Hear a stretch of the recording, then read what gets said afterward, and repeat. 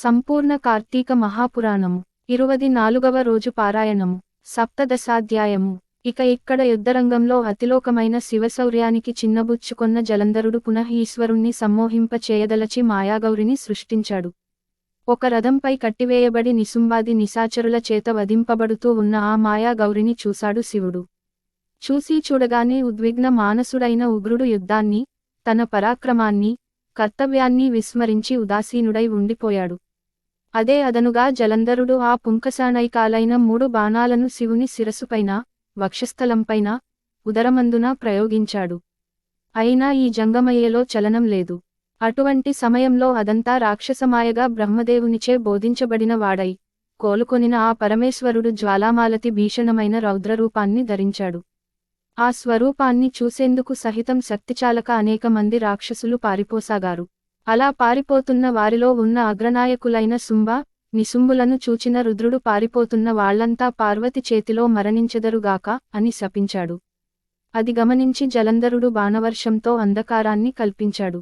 శివుడు తన తపోబలంతో ఆ చీకట్లను చీల్చివేశాడు. ఉడికిపోయిన జలంధరుడు పరిఘాయుధంతో పరుగున వచ్చి ఈశ్వరుని వాహనమైన ఎద్దును భయంకరంగా గొట్టాడు.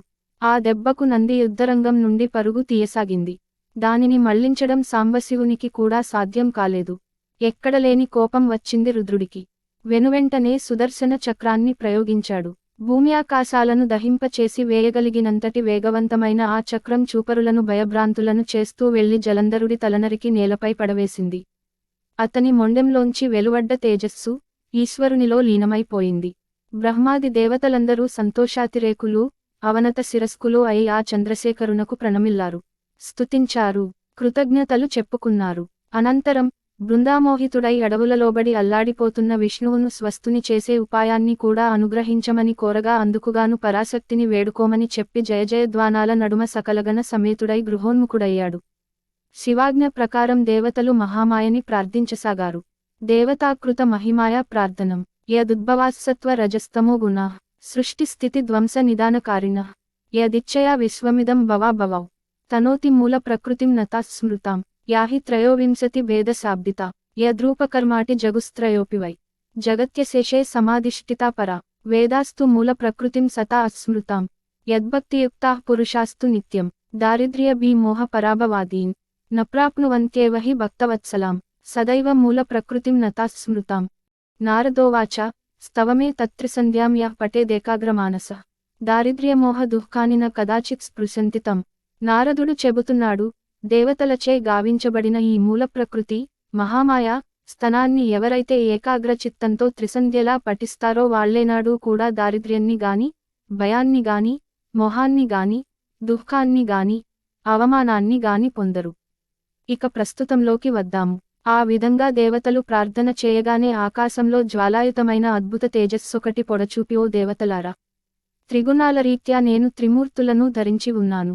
రజోగుణం వలన లక్ష్మిగాను, తమోగుణం వలన సరస్వతిగాను, సత్వగుణం వలన పార్వతిగాను విలసిల్లుతున్నది నేనే కావున మీ వంచాపరిపూర్తికై ఆ లక్ష్మీ పార్వతీ సరస్వతులను ఆశ్రయింపు దని ఆదేశించి అంతర్ధానమైపోయింది. దేవతలు రమ, ఉమా, సరస్వతుల చెంతకు వెళ్లి తమ మనోగతాన్ని వెల్లడించారు. భక్తవత్సలలైన ఆ తల్లులు ముగ్గురూ వారికి కొన్ని బీజాలనిచ్చి, విష్ణువు ఎక్కడైతే మోహవృతుడై ఉన్నాడో అక్కడి బీజాల్ని చల్లించండి అని చెప్పారు. దేవతల బీజాలను తెచ్చి శ్రీహరి మోహితుడై పడి ఉన్న బృందాచిత ప్రాంతమంతటా చిలకించారు.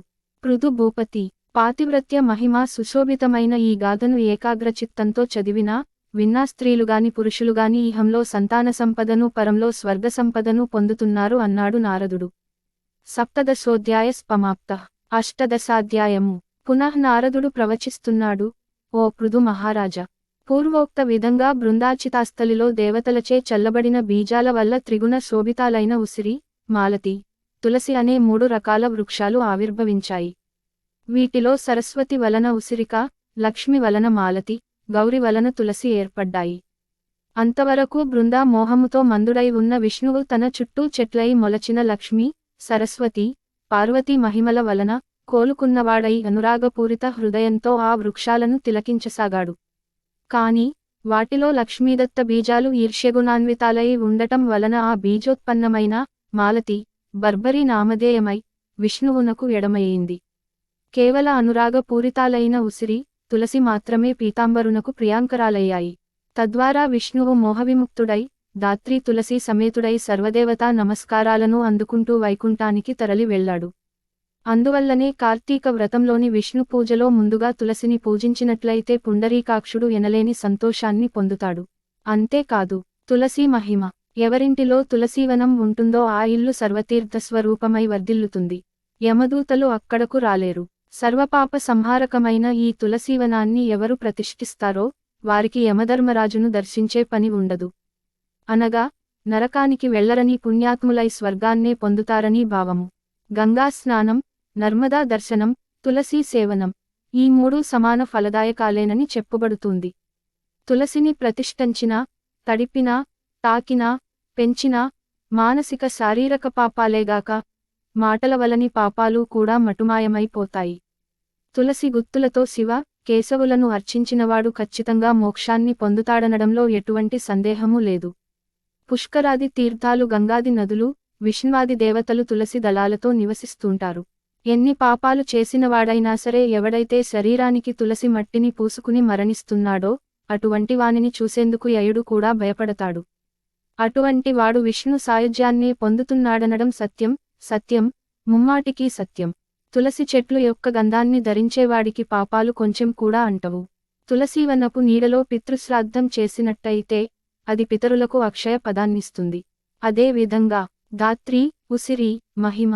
ఉసిరి చెట్టు నీడను పిండప్రదానం చేసిన వారి పితరులు నరకం నుంచి విముక్తులవుతారు. ఎవడైతే తన శిరస్సుపైన, ముఖమందున, దేహమందున, చేతులందున ఉసిరిపండును ధరిస్తున్నాడో వాడు సాక్షాత్ విష్ణు స్వరూపుడని తెలుసుకోవాలి. ఎవడి శరీరంపై ఉసిరిక ఫలము, తులసి, ద్వారకోద్భవమైన మృత్తికా ఉంటాయో నిస్సందేహంగా వాడు జీవన్ముక్తుడేనని తెలుసుకో. ఉసిరిపండ్లని, తులసీదళాన్ని కలిపిన జలాలతో స్నానమాడిన వాడికి తత్క్షణమే గంగా స్నానఫలం లభిస్తుంది. ఉసిరిపత్రితోగాని, ఫలాలతోగాని దేవతాపూజ చేసిన వాడికి ముత్యాలతోనూ, మాణిక్యాలతోనూ, బంగారంతోనూ ఆరాధించిన ఫలం ప్రాప్తిస్తుంది. సూర్యుడు తులాగతుడైన కార్తీక మాసంలో చేయబడే యజ్ఞయాగాదులు, తీర్థసేవనలు విశేష ఫలితాలనిస్తాయి.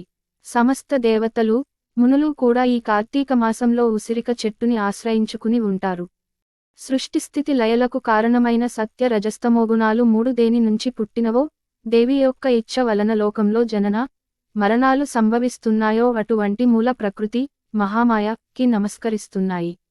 ఏదైతే 23 వేదములతో చెప్పబడి సమస్త లోకములను అధిష్ఠించినదో వేదములలో సైతము దేని యొక్క రూపకర్మములు కీర్తింపబడుతున్నాయో అట్టి మూల ప్రకృతికి నమస్కరిస్తున్నాము.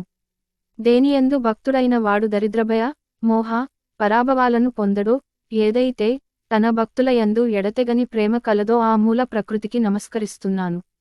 ఏ నెలలోనైనా సరే ఎవడైతే ద్వాదశి నాడు తులసిదళాలను, కార్తీకం 30 రోజులలోనూ ఉసిరికపత్రిని కోస్తున్నాడో వాడు నింద్యాలైన నరకాలనే పొందుతున్నాడు. కార్తీక మాసంలో ఎవడైతే ఉసిరి చెట్టు నీడన భోజనం చేస్తాడో వాడి యొక్క 1 సంవత్సరపు దోషం తొలగిపోతుంది. ఉసిరి నీడన విష్ణు పూజ చేసినట్లయితే అన్ని విష్ణు క్షేత్రాలలోని శ్రీహరిని ఆరాధించిన పుణ్యం కలుగుతుంది.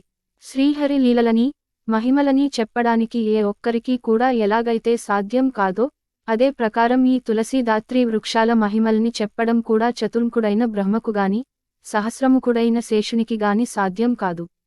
ఈ దాత్రి తులసి జననగాథ ఎవరు వింటున్నారో, వినిపిస్తున్నారో వాళ్ళు తమ పాపాలను పోగొట్టుకున్నవారై తమ పూర్వులను కూడి శ్రేష్టమైన విమానంలో స్వర్గాన్ని పొందుతున్నారు.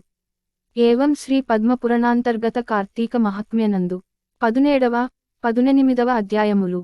24వ రోజు. నిషిద్ధములు, మద్యమాంసం 5 నాలు, ఉసిరి దానములు, ఎర్రచీర, ఎర్ర రవికెలగుడ్డ, ఎర్రగాజులు, ఎర్ర పువ్వులు.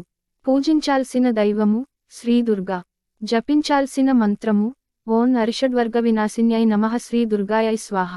ఫలితము శక్తిసామర్థ్యాలు, ధైర్యం, కార్య విజయం. బహుళ నవమి నాటి పారాయణం సమాప్తం.